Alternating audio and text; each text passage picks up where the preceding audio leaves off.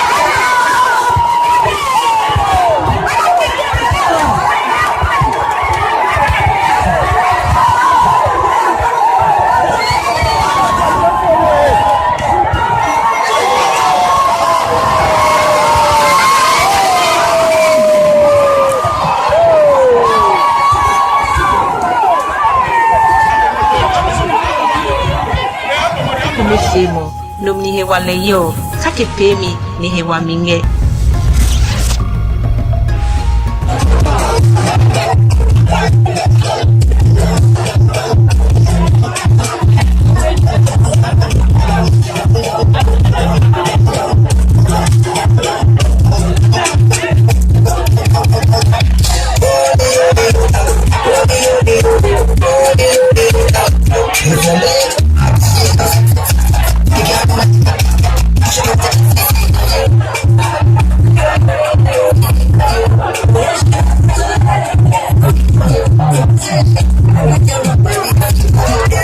Kpone TV, the rules of unity.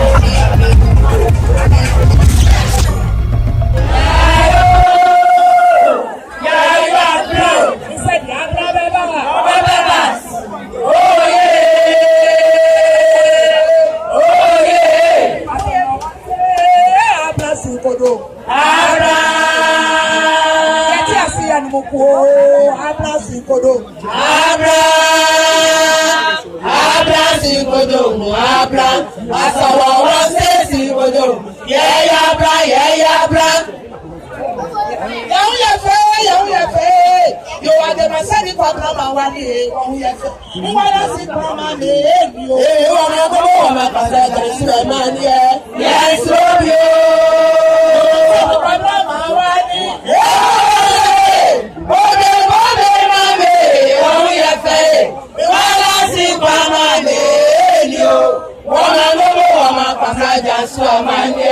Yes, love you.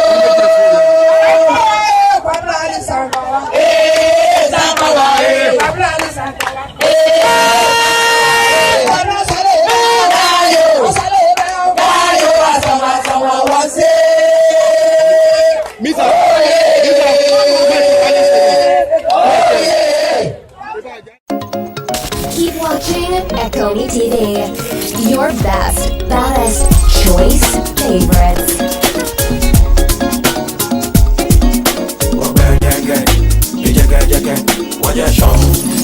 One unity.